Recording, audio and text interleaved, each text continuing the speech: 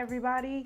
We're getting ready to do an episode of BWT. Welcome. We're gonna go into LA and eat at a place called Sweet Chicks. Sweet Chicks. Chicken and waffles. Yes, chicken and waffles. We're gonna talk about taking knee, kind of controversial, right? And then we're also going to stop by the beauty supply store because you see my hat? Yeah, I need some care, Kay.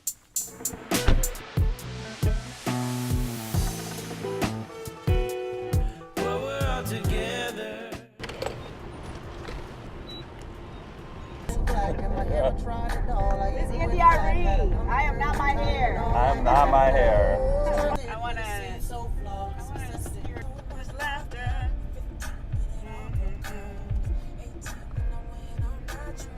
I'm afraid of Wes is driving, and when I drive, I typically go the wrong way.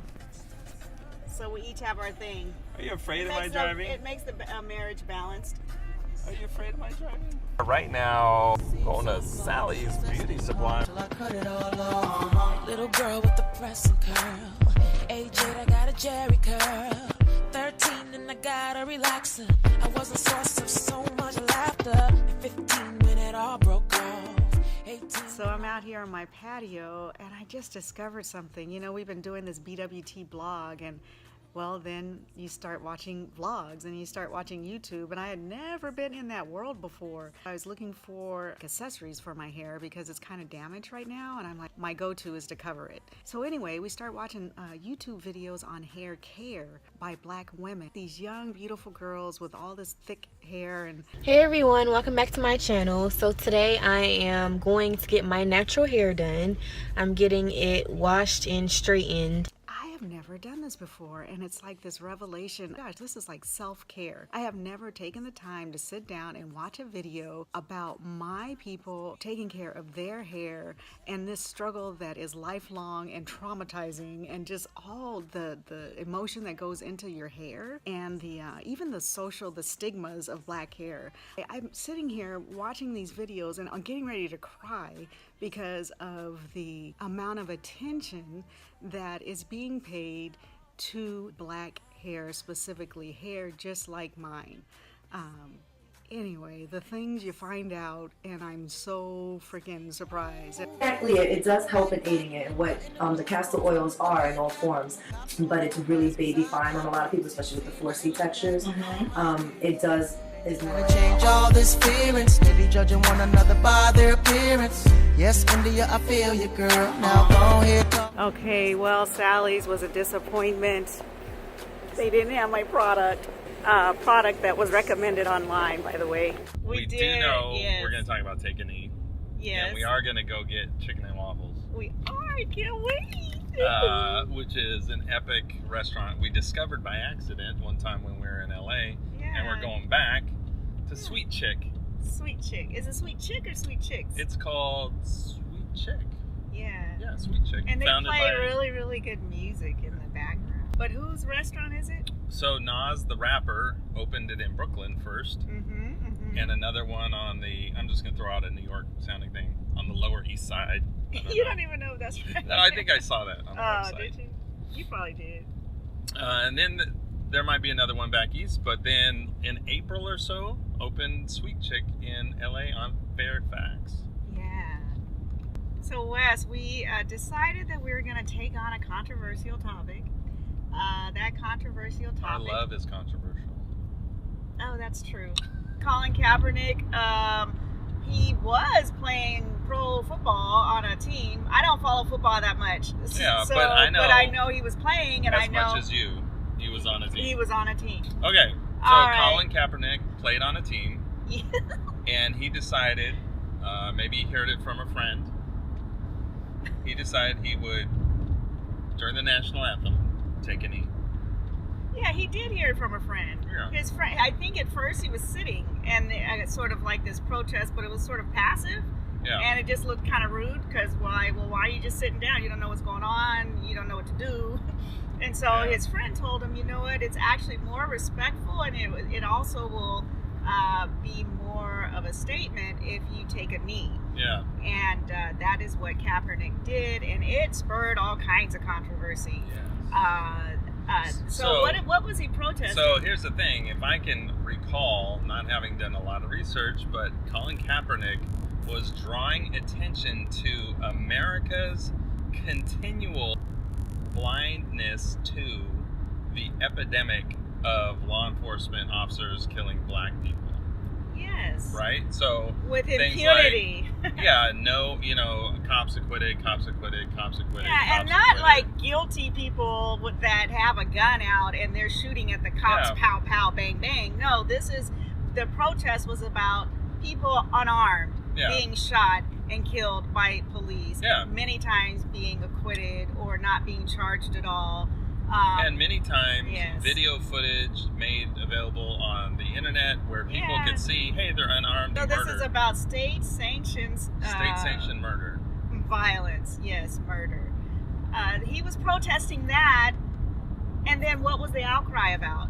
Well, people were just like, the whole host of things. I think at the core, they're like, don't tell us to our face we live in a racist nation. Ooh, West. Go West. Right? That's what the pain was, is I can't look that in the mirror. The pain is, the football season's still going on and people are still taking a knee. So the pain is, you are bothering me. First of all, I just want to watch football. I'm not trying to look at this. I don't want to even have to think about violence against black people while I'm watching football. Yeah. This is an opportunity to be seen and beg attention to this travesty that's happened to African American communities. And when you say African American, then you're also including other brown people. You're also including transgender.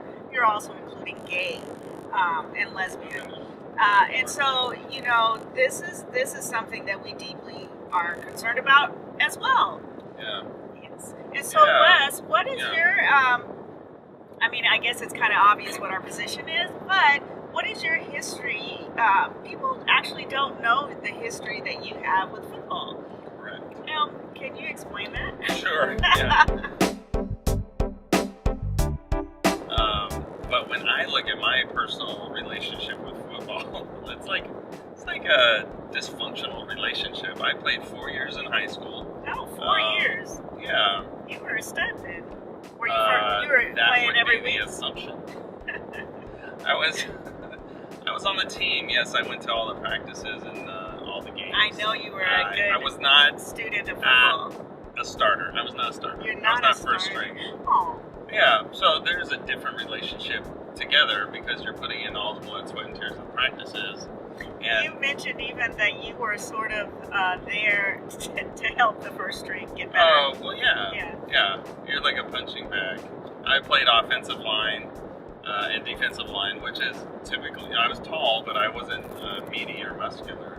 So those aren't good positions for me, and no coach ever thought like, hey, let's try you at something else, or your weight. I was like 6'4", 160 or 170. Yeah. Anyway, so obviously no one saw true potential there, so they just left me as third string tackle. Yeah, wow. It's fine.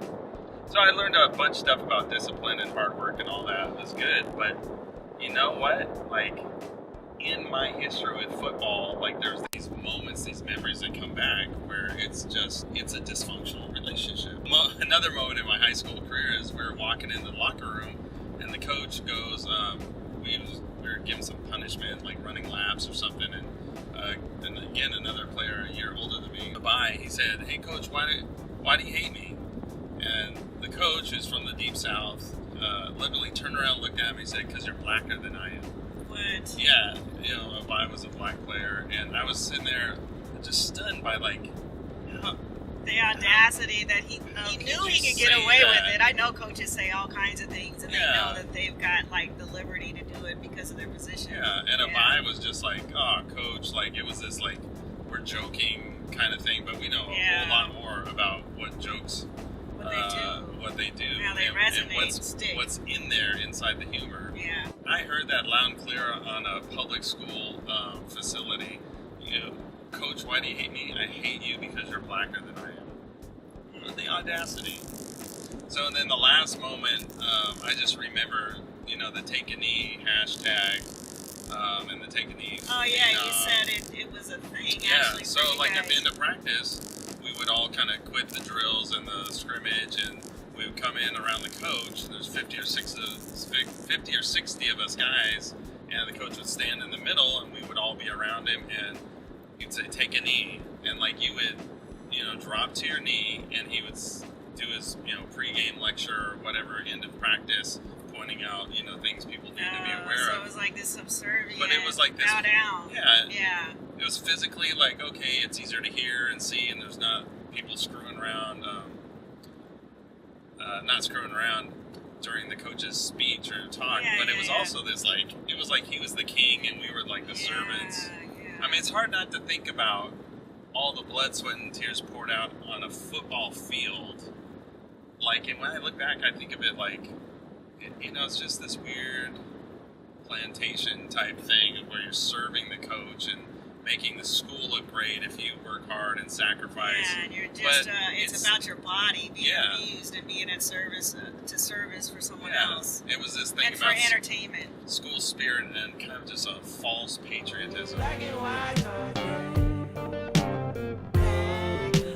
black and white. I feel black people are some of the most patriotic people in this country. Yeah. I feel that no matter what has happened to us, we still defend America. I remember my father at his funeral, and he had a military funeral.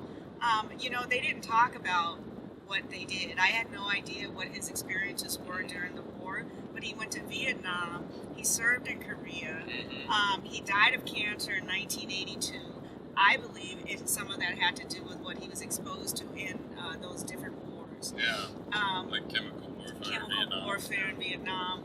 So then they come back and they deal with racism in their own country. And you're going to tell me that black people are not patriotic when we're willing to go to war in a country that doesn't defend us when we get back home? That is an insult. That is an insult. My birth father went to Vietnam.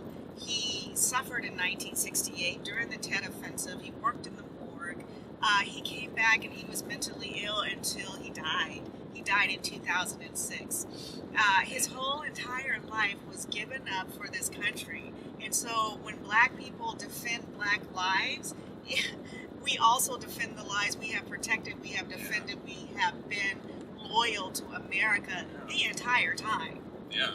So my position is, broaden the lens. America is not only about whiteness in the position of being white and, your patriotism has to look like mine. Our patriotism actually has layers, and layers that other people are not even thinking about because they're not thinking outside of their whiteness and that model of what America is and what patriotism is. So that's how I feel about it.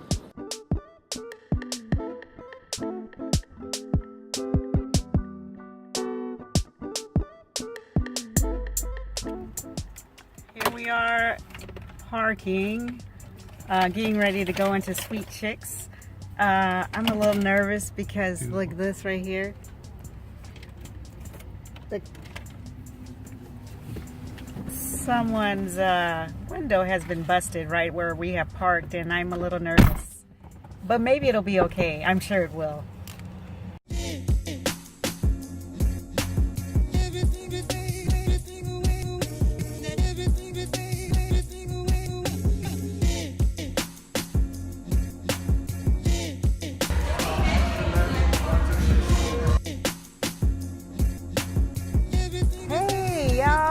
So I'm at the corner of Fairfax and Rosewood in LA, and I'm giving a review of Sweet Chick, the chicken and waffle place that Wes and I came to, and we had dinner at 6 p.m. Okay, so the fried chicken was excellent. It was fresh, very fresh. It didn't taste like old meat and that it had been sitting in old grease. It tasted like very, very light and airy. Speaking of light and airy, the waffles were light and airy as well. Syrup was good. I would have liked, I guess, warmer syrup, like brought out all fresh and stuff. It was just kind of sitting on the table. Not bad, not bad. Not a deal breaker at all. Mashed potatoes and biscuit was part of my meal. Very, very good. The waffles I had were pecan waffles. It's good. Very, very, very good.